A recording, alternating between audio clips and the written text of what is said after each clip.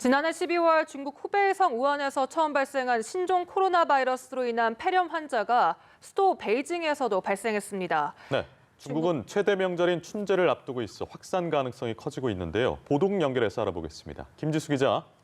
네, 중국 후베이성 우한에서 신종 코로나 바이러스에 감염된 이른바 우한 폐렴 환자가 수도 베이징에서도 발생했습니다. 특히 중국 최대 명절인 춘제를 앞두고 수억 명의 대이동이 시작돼 이 바이러스가 급속히 확산할 우려가 커지고 있는 상황입니다. 베이징 위생건강위원회는 우한을 여행하고 돌아온 2명이 우한 폐렴에 걸렸다고 확진했습니다. 아울러 광둥에서도 환자가 나왔습니다.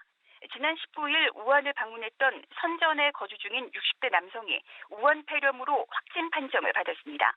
이에 따라 중국 보건당국은 우한 전역에 대한 방역 작업을 강화하고 더불어 주요 도시에도 방역에 나서고 있습니다. 행여나 이 우한 폐렴이 제2의 사스 사태처럼 되지 않을까 하는 우려가 큰데요.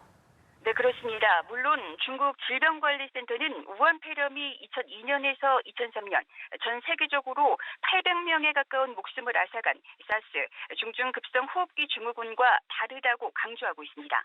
하지만 세계보건기구 WHO는 입장이 다릅니다. 앞서 WHO는 태국에서도 우한 폐렴의 원인인 신종 코로나 바이러스가 확인됐다는 소식에 사무총장이 주재하는 긴급위원회를 소집할 수도 있다고 전해 사안의 심각성을 시사했습니다.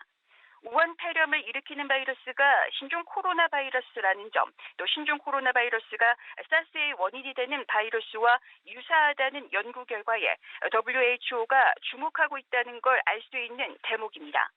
의료계에서 신종 코로나 바이러스에 주목하는 건 사람 사이에서 전파력이 강한 사스나 지난 2015년 국내에서 심각하게 퍼졌던 메르스, 중동 호흡기 증후군도 변종된 코로나 바이러스이기 때문입니다. 즉 우한 폐렴 또한 사람 간 전파 가능성을 완전히 배제하기는 어렵다는 얘기입니다. 그런데도 중국 보건당국은 안이하게 대응하고 있는 데다 환자 발생과 관련해 사실을 은폐하고 있다는 의혹도 나오고 있습니다. 게다가 첫 확진 환자가 발생한 지 한 달이 넘었지만 아직 바이러스의 원인을 밝히지 못하고 있는 실정입니다. 감염 원인이 신종 코로나 바이러스라는 것 외에 명확하게 밝혀진 게 사실상 없는 상황에서 춘제를 앞두고 바이러스가 국내외로 확산할 수 있다는 우려가 커지고 있습니다. 춘제 연휴 기간 중국인들은 한국을 비롯한 해외로 관광을 많이 떠나고 있어 세계 곳곳으로 퍼질 가능성을 배제할 수는 없는 상황입니다. 이미 태국과 일본에서는 우한을 방문한 중국인 2명과 1명이 각각 신종 바이러스 감염자로 확진됐습니다. 싱가포르와 베트남, 네팔, 홍콩, 대만도 의심 환자들을 모니터하고 미국은 3곳의 공항에서 우한발 항공기 승객에 대한 발열 검사를 시작했습니다. 오늘 오전 기준으로 중국에서 우한 폐렴에 걸린 총 환자 수는 65명이며 이 중 2명이 사망했습니다.